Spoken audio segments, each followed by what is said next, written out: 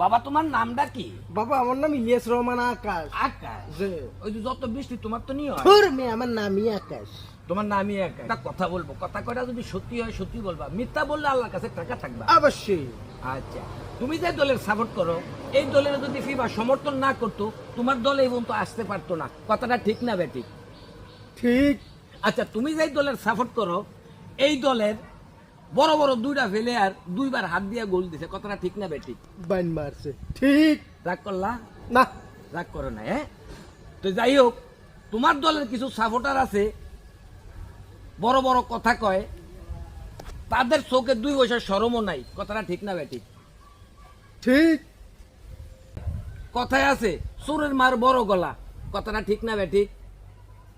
ঠিক।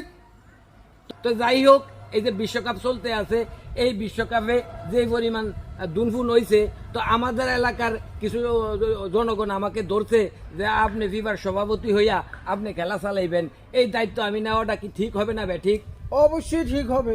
আপনি অনেক সরল মানুষ, অনেক সুন্দর পরিকল্পনা করে খেলা আপনি চালাইতে পারবেন, এটা আমি ধারণা করতেছি।